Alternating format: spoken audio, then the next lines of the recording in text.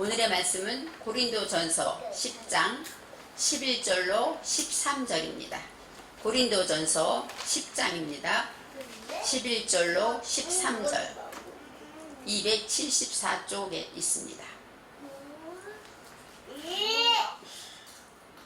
저희에게 당한 이런 일이 거울이 되고 또한 말세를 만난 우리의 경계로 기록하였느니라. 그런즉 선줄로 생각하는 자는 넘어질까 조심하라. 사람이 감당할 시험 밖에는 너희에게 당한 것이 없나니 오직 하나님은 미쁘사 너희가 감당치 못할 시험 당함을 허락지 아니하시고 시험 당할 즈음에 또한 피할 길을 내사 너희로 능히 감당하게 하시느니라. 아멘. 오늘의 말씀의 제목은 선줄로 생각하는 자입니다.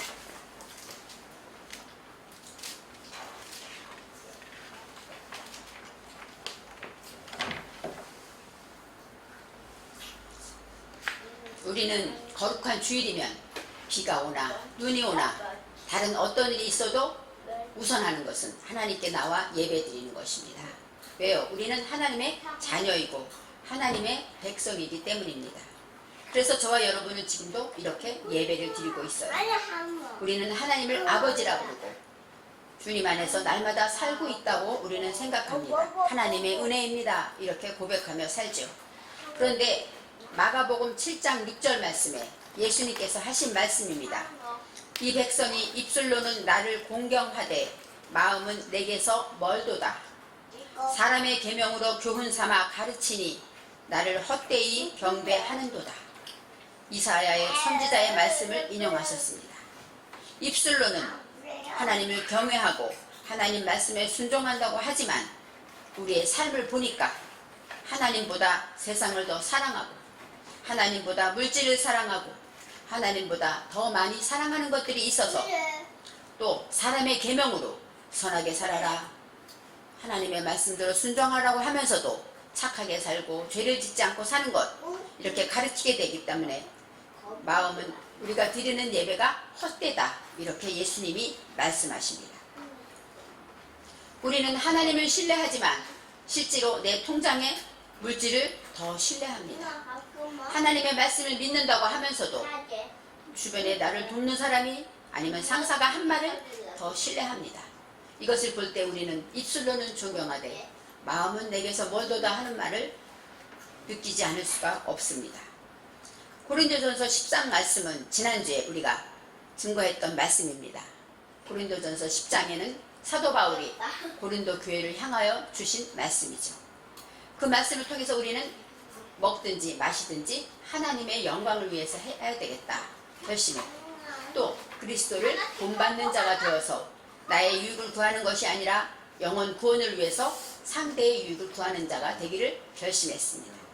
오늘도 하나님께서 사도 바울을 통하여 우리에게 주시는 말씀은 11절에 이렇게 나와 있습니다.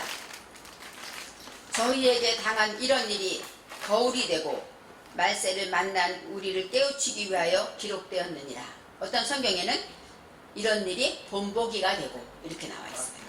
말세를 만난 우리의 경계로 기록하였느니라, 이렇게 나와 있습니다.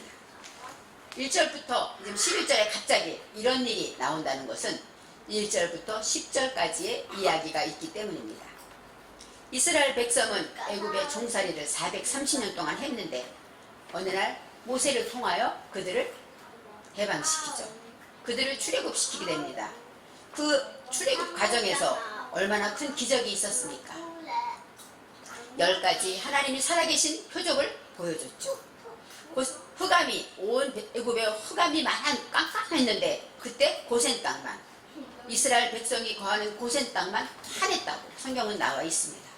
그러면 아무리 하나님을 믿지 않는 사람들도 야, 하나님이 살아계시구나 믿었을 텐데 왜 이스라엘 백성은 그 재난을, 그 어려움 중에서 하나님이 이렇게 살려주셨고 그 기적과 이사를 통해서 하나님이 나와 함께 하는구나, 이스라엘 백성이 하나님이구나 알게 하셨는데 또 어떤 일이 있습니까? 홍해바다를 건너지 않았습니까? 홍해바다는 사람으로는 건널 수 없는 바다요. 그런데 하나님이 동풍을 일으켜서 바다를 육지처럼 건너게 하셨습니다. 그리고 그들이 다 건넌 후에 애굽의 병거들은 어떻게 됐습니까? 모두 물에서 침몰되었다. 성경에 나와 있습니다. 그 현장을 그 앞에서 목격하고 그렇게 하나님이 나를 사랑하시는구나, 우리를 구원하셨구나, 이렇게 큰 증거와 표적이 있는데도 오늘 10절의 말씀에 보면 이스라엘 백성들은 하나님을 믿지 않았다고 합니다. 홍해를 건넜다라는 것은 우리로 말하면 세례를 받은 거예요. 예수를 믿기로 결심한 것입니다. 세례를 순복음교회는 침례라고 하는데 이 세례가 예수님도 어땠어요? 요단강에서 물에 잠겼다가 올라오셨죠. 바로 내가 이제는 죄에서는 죽고 다시 의롭게 태어난다, 이런 뜻이 있어요. 홍해바다는 이제 죽음의 바다를 건넜잖아요. 그래서 홍해를 세례라고 말합니다. 광야의 40년을 또 성경에서는 교회라고 말합니다. 이제 세례를 받았다는 것은 이제 우리를 예수를 믿기로 했습니다, 예수를 영접합니다 하고 그리스도를 믿게 된 것이 세례입니다. 저와 여러분은 다 세례를 받았죠. 홍해바다를 건넜다는 것입니다. 이제는 40년 광야 생활을 저희들은 하고 있습니다. 광야의 교회를 지나고 있는데 그 중에 생각해 보세요. 60만 이상의 장정들이 60만이라고 했는데 그들이 다 나왔는데 그 중에 가나안 땅에 들어간 사람은 여호수아와 갈렙뿐이었다고 생각합니다. 얼마나 두렵습니까? 생각하지 못한 일이에요. 어쩌면 하나님 그렇게 무서울 수 있을까 생각합니다. 그런데 성경에서 말합니다. 40년 광야 교회에서 믿음을 지키지 못한 이유는 첫째는 우상 숭배했기 때문이고, 두 번째는 음행, 하나님이 기뻐하지 않는 음행을 했기 때문이고, 또 세 번째 주를 시험했기 때문에, 네 번째 원망했기 때문에, 이 네 가지 죄악 중에 다 들어있어서 그들이 죽은 것입니다. 심지어 모세도 어땠어요? 불순종했잖아요. 그죠? 그 훌륭한 모세도 하나님이 반석을 명하여 내라 했는데 너무너무 화가 나니까 화를 내면서 반석을 쳤다고 성경에 나와 있지 않습니까? 그 한 번 때문에 어떻게 됐어요? 모세도 가나안에 못 들어갔습니다. 이처럼 너무너무 무서운 하나님 생각해 볼 때, 야, 이런 일이 있을 수 있어? 어쩌면 여호수아 갈렙에 다 죽었다고? 하나님은 40년 동안에 성경에 나와 있어요. 옷이 낫지도 않았고 40년 동안에. 왜요? 옷을 만들어 입을 수가 없잖아요. 또 신발이 닳지도 않았대요. 그렇게 하나님이 살아계심을 보여줬고 만나를 먹이고 그렇게 사랑한다 하면서 인도했는데 그들은 네 가지 죄를 범하여 모두 광야에서 죽게 되었습니다. 그래서 그러한 이야기를 하면서 저희에게 당한 이런 일들이 거울이 되었다 말해요. 거울이라는 것, 본보기가 되었다는 것입니다. 이 거울은 야파트인데, 야파트는 어떤 뜻이냐? 완전하다, 표적이 되다, 기적, 말하자면 기사와 징조란 뜻이에요. 여러분, 거울이 있으면, 우리가 거울이 있으면 어때요? 가장 먼저 내 자신을 보게 됩니다. 거울을 보고 고칠 것을 고치고, 화장이 잘못된 거 고치고, 옷이 매무새를 차갑게 되죠. 다시 잡는 것처럼 이 거울이라는 것은 하나님의 말씀의 거울이에요. 오늘의 네 가지 죄에 대한 거울을 보면서 혹시 내가 우상 숭배하지 않나 하고 나를 보게 된다는 것입니다. 이제 말세를 만났다 이렇게 말해요. 말세라는 것 보세요. 예수님이 돌아가시고 나서부터는 다 말세였어요. 그래서 초대교회도 말세라고. 왜요? 예수님이 다시 온다고 했으니까 그때부터 예수님을 기다렸죠. 말세라는 뜻이 있는데 이 말세는 히브리어로 어떤 뜻이냐면, 이 말세라는 것은 쿠추라는 것은 끝, 한계, 마지막, 그런 뜻이에요. 그 다음에 또 자르다, 추수하다, 이런 뜻이 있어요. 그리고 세상은 올람은 숨겨졌다, 숨겨져 있다, 이런 뜻이고, 영원한 세상을 말해요. 세상의 끝이라는 말세도 있지만 내 안에 숨겨진 것들을 잘라낼 때가 바로 말세입니다.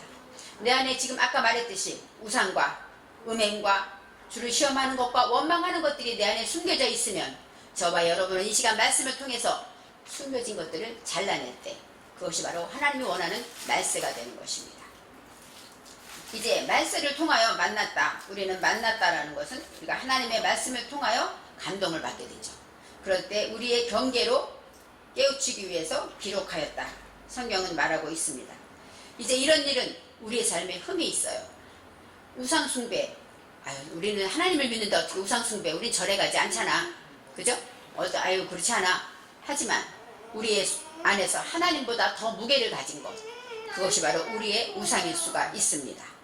우리는 하나님보다 자녀를 더 생각할 때가 있어요. 자녀가 아프면 교회 못 가죠. 자녀에게 문제가 생기면 어때요?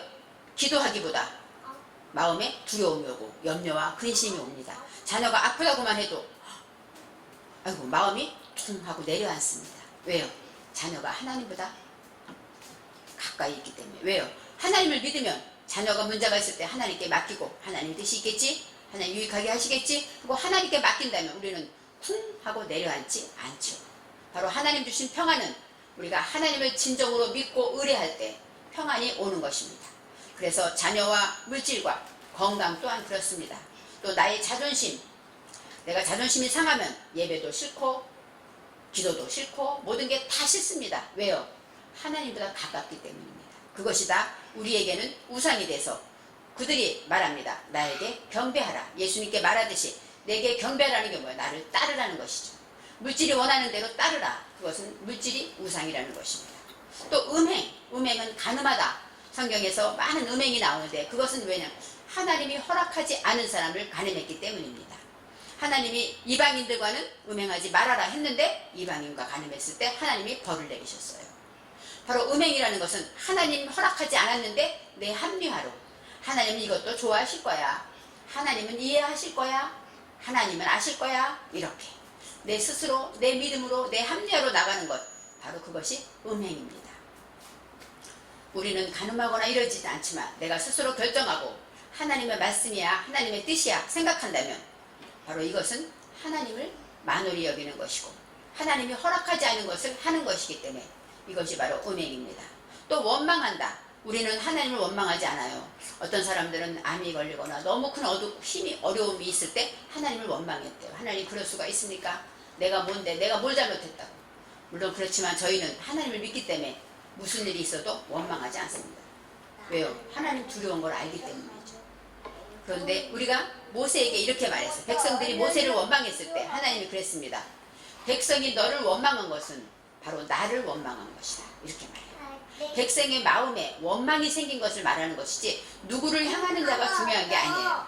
그러면 저와 여러분은 살면서 남편을 원망하고 아내를 원망하고 부모를 원망하고 그렇죠. 내가 왜 이렇게 부모가 왜 이렇게 나를 낳았을까? 또 자녀를 원망해요. 내가 이렇게 해주는데 너는 왜 이러니? 탓하죠. 이 모든 것은 다 누구를 원망해서가 아니라 바로 그것이 바로 하나님을 원망하는 것이다. 내 마음에 원망의 씨앗이 생기고 원망의 불씨가 자라는 것은 바로 그 마음을 보시는 하나님께서 내가 원망하고 있구나 그렇게 말씀한 것이죠. 바로 원망해서 하나님을 원망했다기보다는 원망하는 마음이 우리 안에 있기 때문입니다. 바로 말세를 만나서 내 속에 이 모든 죄악을 잘라내게 되고 하나님 그것을 원하시는데 말씀의 거울을 보고 내 속에 원망이 있구나 내 속에 우상이 있구나 깨닫기를 원하시는데 우리는 그렇게 하지 않고 탓하고 원망한다면 우리는 죽을 수밖에 없죠. 저와 여러분이 만일에 이스라엘 백성이었다면 아마 살아남지 못했을 거예요. 지금 생각해보면 우리는 수없이 많은 죄를 짓는데 이렇게 살아있는 것은 바로 예수님께서 우리의 죄를 용서하시고 주님의 은혜로 우리를 구속하고 우리와 함께 하시기 때문에 날마다 용서받고 은혜로 살고 있는 것입니다. 그리스도의 은혜가 아니면 우리는 죽을 수밖에 없다는 것을 이렇게 성경을 통해서 고백할 수가 없습니다. 성령께서는 우리 안에 오셔서 내 안에 계시면서 우리와 동행하시고 우리를 인도하시니까 우리는 죽음에서 구원을 받았다고 할 수 있습니다. 이제 12절 말씀에 그런즉 선줄로 생각하는 자는 넘어질까 조심하라 그랬어요. 이렇게 이 말씀을 보면서 아유 나는 우상숭배 안 해. 아유 내가 무슨 간음을 해. 아유 나는 원망하지 않지. 이렇게 나는 안 해. 나는 이 백성과 달라. 이렇게 생각하는 자들에게 하시는 말씀입니다. 그런즉 바로 라켄은 확실히 확고하게 굳게 마음을 굳게 해라 이렇게 말하는 거예요. 선줄로 생각하다. 이건 나차부인데 나차부는 서다, 멈추다, 세우다. 내가 서 있다라고 그렇게 생각하는 사람은 그렇게 여기는 사람은 말하는 것이에요. 넘어질까 조심하라. 넘어지다가 나팔입니다. 나팔은 쓰러지다, 죽다, 또 죽임을 당하다 이런 뜻이에요. 그러니까 내가 섰다고 생각하면 그 순간 우리는 넘어질 수밖에 없어요. 왜요? 내가 섰기 때문이죠. 하나님의 은혜로 쓰지 않고 나는 안 해. 하고 내가 있다면 그것은 넘어지는 자입니다. 넘어질까 조심하라가 야라입니다. 야라는 두려워하다. 경종을 울리고 무서워하라는 거예요. 우리가 하나님을 믿지만 순간순간 넘어질까봐 항상 두려움을 가지라는 거예요. 그리고 항상 마음을 조바심을 가지고 혹시 내가 이렇게 예배를 드리다가도 내 마음이 혹시 뺏기지 않을까? 항상 두려움을 가지고 하나님 앞에 경외하는 마음을 가지고 조심하라고 성경은 말하고 있습니다. 어느 누구도 하나님의 말씀에서 진리 안에서 자유할 수는 없습니다. 그리고 우리는 나는 집사인데, 나는 목사인데, 나는 장로인데 남들이 아이고 장로님, 아이고 목사님 하니까 나도 얼마큼 믿음이 있는 것 같고 그 직분이 바로 내 자신인 것처럼 이렇게 착각하고 살 때가 많습니다. 내 믿음이 있어 하나님은 나와 함께 하시지, 하나님은 내 기도를 들으셔, 이렇게 하나님을 참 많이 믿는 것 같지만 주님은 내 안에 있는 모든 죄악을 지적하면서 선절로 아는 자는 넘어질까 조심하라고 말씀하시고 있습니다. 우리는 이렇게 쉽게 착각합니다. 제가 지난주에 성경을 많이 읽게 하나님 은혜 요즘은 시간을 주셔서 성경을 읽는데 사울왕의 이야기를 묵상했습니다.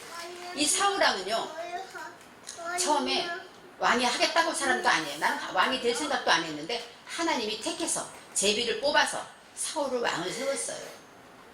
그렇기 때문에 하나님이 특별히 택한 자. 또 사울은 처음에는 너무너무 겸손해서 사울이 왕이다, 사울을 찾아라 할 때 너무너무 부끄럽고 창피해서 저 짐 사이에 숨어 있었다고 그랬어요.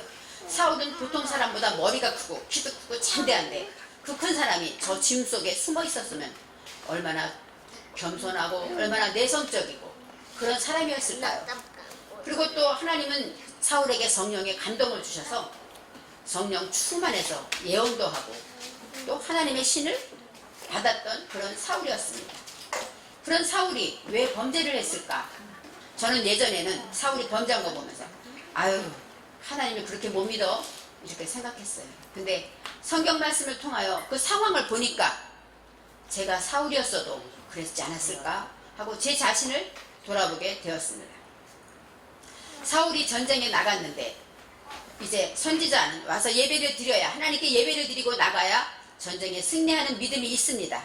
그래서 사울은 예배를 드려야 되는데 선지자가 약속한 시간에 사무엘이 오지를 않습니다. 기다려도 오지를 않아요. 밑에서 적군은 계속 올라오고 있습니다. 이럴 때 어떨까요? 하나님께 예배를 드리지 않으면 질 것 같고, 그래서 사울이 예배를 드렸다고 합니다. 저는 그래서 제가 만일에 사울이었으면 하나님께 예배는 드려야 되잖아. 선지자가 오지 않잖아. 선지자가 잘못이지. 우선 예배는 드려야지. 저도 주변에 압박감 때문에 많은 부하들이 올라오고 있습니다. 적군들이 오고 있습니다. 막 이렇게 보고를 할 때마다 얼마나 마음이 초조했을까요?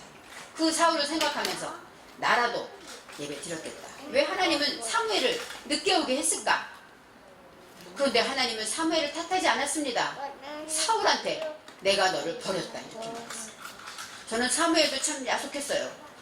내 탓입니다. 하나님 이렇게 안 하고 왜 내가 너를 그 한 번 잘못했다고 사울을 버리십니까?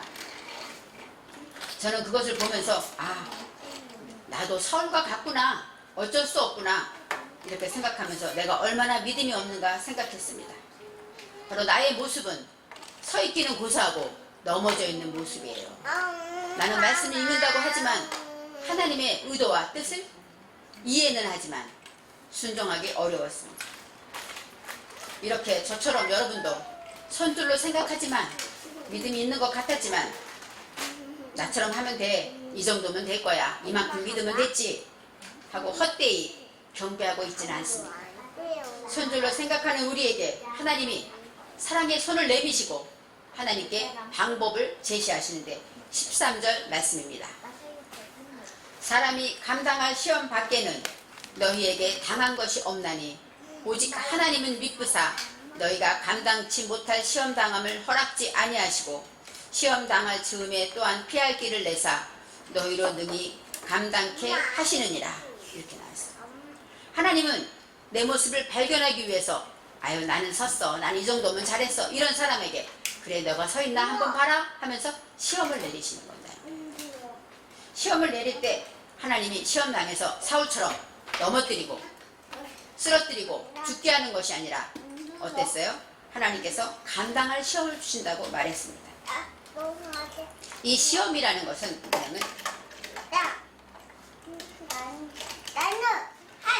나사후인데 나사후라는 것은 니사yon, 이게 시험입니다. 바로 시험은 어떤 뜻이냐? 나사후는 시도하다, 증명하다, 그 다음에 시험해보다, 이런 뜻이 있어요. 그러니까 시험이라는 것은 내 믿음을 증명해 보이는 거예요. 그렇게 될 때 하나님이 나의 믿음 없음을 발견하게 하시는 것이죠. 이제 너의 감당할 시험 밖에는 너희에게 당한 것이 없다 하고 말해요. 오직 바로 오직은 키. 왜냐하면 그렇지. 왜냐하면 감당할 시험 밖에는 없어. 왜냐하면 하나님은 미쁘시기 때문에. 이 미쁘다가 아멘입니다. 아만 동사. 아멘은 무엇이냐? 우리가 예수님 기도할 때 아멘 하는 것처럼 이 아멘은 굳건하다, 확실하다, 견고하다, 진실하다 이런 뜻이에요. 바로 아멘입니다 하고는 뭐예요? 확실합니다. 내가 그대로 하겠습니다. 이런 뜻입니다. 바로 하나님은 미쁘시다는 것은 하나님은 진실하시고 확실하시고 신실하신 분이기 때문에 우리가 감당치 못할 시험당함을 허락하지 아니하시고 시험당할 즈음에 또한 피할 길을 내신다고 합니다. 그래서 너희로 능히 감당하게 하신다고 했어요. 여기서 능히 감당하다. 그 능히 감당하다는 게 야콜은 시험을 이기다, 정복하다. 우리가 화이팅 하는 것 같거든요. 바로 야콜은 아자 이런 뜻입니다. 할 수 있다, 이길 수 있다, 이런 뜻이 있습니다. 바로 성령의 능력으로 하나님의 말씀을 내게 적용하고 익히고 훈련하면 우리는 할 수 있습니다. 바로 하나님은 감당할 시험을 주셨다. 그리고 시험 당할 즈음에 피할 길을 주신다는 거예요. 피할 길을 주셔서 능히 감당하게 하신다고 합니다. 하나님의 말씀으로 시험을 감당할 때 어쩌면 감당하다가 노아후로 나와요. 노아는 뭐예요? 어떤 쉬다, 정착하다. 하나님의 평안이, 하나님의 말씀이, 하나님의 시험이 내게 찾아왔을 때 감당하는 자는 그 안에 평안을 누리게 되는 것이죠. 그럴 때 그것을 이길 수 있고 그것으로 인하여서 우리가 하나님의 시험을 이길 수 있고 승리할 수 있게 되는 것입니다. 시험이라는 것은 뭐예요? 공부를 열심히 한 사람은 시험을 기다리죠. 왜요? 시험 보면 내 성적이 나오니까. 하지만 공부를 안 한 사람은 시험이 두렵습니다. 야고보서 1장 2절에 이렇게 나와 있어요. 내 형제들아, 너희가 여러 가지 시험을 만나거든 온전히 기쁘게 여기라고 합니다. 여러 가지 시험, 이 여러 가지라는 것이 샤나인데, 샤나는 어떤 뜻이냐? 반복하다. 바로 시험이 한 번 오고 끝나는 게 아니에요. 반복해서 온다는 것입니다. 하나님의 시험은 이렇게 계속 변덕스럽게 찾아옵니다. 그래서 그런 시험을 만나거든 기쁘게 여기라. 샤마흐라는 기쁨은 어떤 뜻입니까? 나임이란 기쁨이 아니라 촛불이 타서 주변을 밝히는 것 같은, 내가 희생한 만큼 내 마음의 평안과 만족과 이런 하나님이 주신 기쁨, 그것을 말하고 있습니다. 너희가 여러 가지 시험을 만나거든 기쁘게 여기라. 왜 시험을 만나면 기뻐할까요? 3절에 나와 있습니다. 믿음의 시련이 인내를 만들어내는 줄. 믿음의 시련을 통해 우리는 인내를 하게 된다는 것입니다. 바로 이 믿음의 시련은 것은 마한인데, 마한은 뭐냐면 시험하다, 시련하다, 조사받다. 조사받게 되면 어때요? 두렵죠. 죄가 있을 때 조사받으면 걸릴까봐 두렵지 않습니까? 바로 시련은 이렇게 고통스럽고 어려운데 그것은 하나님이 우리를 낱낱이 조사하고 있다는 것입니다. 너 안에 어떤 것이 있는가 숨겨진 것을 보고 있다는 것입니다. 이제 마지막 1장 4절에 이렇게 나옵니다. 인내를 온전히 이루라. 여기서 인내를 만들어내는 이유는 뭐냐면 이는 너희로 온전하고 구비하여 조금도 부족함이 없게 하려 합니다. 부족함이 없다. 무엇에 부족함이 없을까요? 여기에 원어에서는 콜 따바르가 있는데 성경에는 해석되어 있지 않습니다. 생각해보세요. 부족함이 없으려면 어떻게 부족? 세상 사람에게 부족함이 없습니까? 아니면 하나님 앞에 부족함이 없어야 되겠죠. 여기에서 말하는 콜따바로 모든 말씀에 우리는 하나님은 우리를 자로 재시고 우리를 조사할 때 말씀으로 조사하는 거예요. 그래서 모든 말씀에 대하여 부족함이 없게 하기 위해서 우리를 인내하게 한다는 것입니다. 저와 여러분은 시험을 만날 때 우리가 항상 하나님 앞에 내 믿음을 증거하고 증명해 보이고 또 나의 부족함을 발견하고 이렇게 하기 위해서 시험을 봅니다. 우리의 믿음이 한 단계 성장하려면 어때요? 시험이 찾아옵니다. 왜요? 내 믿음이 어느 정도 왔는가 하나님이 테스트하는 믿음이 있어요. 그랬을 때 그 믿음을 통과하고 나면, 그래서 어려운 일이 있을 때 유익하게 하시는 이유는 뭘까요? 그 믿음을 통하여서 믿음의 성장을 가져오기 때문입니다. 그래서 한 단계 성장하려면, 제가 볼 때도 주변에서 어떤 성도들을 보면 어려움을 통하여서 그 믿음이 성장하는 것을 발견합니다. 믿음으로 인내하는 큰 그릇을 만들기 위함이죠. 제가 어느 훌륭한 목사님 그 설교를 들었는데, 그분이 자녀가, 아들이 어릴 때 그 죽을 병, 이름도 모르는 병으로 아주 생명을 왔다 갔다 하는 그 고통 속에서 믿음을 지키는 이야기를 들으면서 무섭다. 하나님은 어쩌면 그 큰 그릇을 만들려고 그 자식을 그렇게 그 고통 속에서 끝까지 인내하면서 그렇게 고통 속에 살게 하실까, 그런 생각을 하면서 하나님, 저는 그 믿음이 안 돼서 그런 일이 없나 봐요. 제가 이렇게 생각했어요. 왜요? 믿음대로 주시니까. 결코 그 목사님은 정말 큰 훌륭한 목사님이 되셨어요. 왜냐하면 그분의 설교를 들으니까 제 마음에 감동이 오는 것은 그분이 그만큼 큰 능력의 그릇이라는 것이죠. 우리가 살면서 시험을 안 만날 수는 없습니다. 또 어떤 사람은 자녀를 통해서 시험이 오고, 어떤 사람은 물질을 통해서, 또 인간관계를 통해 시험이 옵니다. 그럴 때마다 우리는 온전히 기쁘게 여기고 하나님은 감당할 시험을 주셨다는 것을 이해해야 합니다. 하나님의 능력으로 감당할 수 있도록 우리는 이기게 하실 것이고, 감당하게 하시고, 또 그 시험에 통과하게 하실 것입니다. 그래서 저와 여러분은 선줄로 생각하지 마시기 바랍니다. 선줄로 생각하는 그 순간 시험이 온다는 거예요. 그 시험이 오는 자는, 선줄로 생각하는 자는 넘어질 수밖에 없다는 것입니다. 그래서 우리는 예수를 믿지만, 잘 믿고 예배를 잘 드리는 것 같지만, 우리가 항상 하나님의 말씀에 겸손히 거울에 나를 돌아보듯이 나를 보면서 무릎을 꿇고 항상 넘어질 수밖에 없는 내 자신을 고백하며 두렵고 떨림으로 날마다 구원을 이루셔야 합니다. 그래서 우리가 혹시 시험 중에 있는 자녀들이 있습니까? 또 저와 여러분 성도들 중에 큰 시험을 만난 자들이 있습니까? 제가 아는 자매가 자녀 때문에 날마다 근심하고 기도합니다. 제가 그를 위해 기도하니까 하나님께서 그를 큰 그릇을 만들려고 연단하고 있다는 것을 알았습니다. 그렇습니다. 하나님은 우리를 사랑하시고 또 감당할 시험을 주시면서 우리를 믿음의 큰 그릇으로, 믿음의 큰 연단을 통하여 더 큰 축복을 주시려고 하시는 것입니다. 주기도문에도 이렇게 나와 있죠. 우리를 시험에 들게 하지 마옵소서, 다만 악에서 구하옵소서. 기도하겠습니다. 하나님, 선줄로 생각하는 자는 넘어질까 조심하라는 말씀처럼 행여 우리가 선줄로 생각하지 말게 하시고, 하나님의 말씀을 듣고 그 많은 기적을 만난 이스라엘 백성처럼 어리석은 죄를 범치 않도록 날마다 보호하여 주시고 지켜주시고 동행하여 주옵소서. 감사드리며 예수님의 이름으로 기도합니다. 아멘.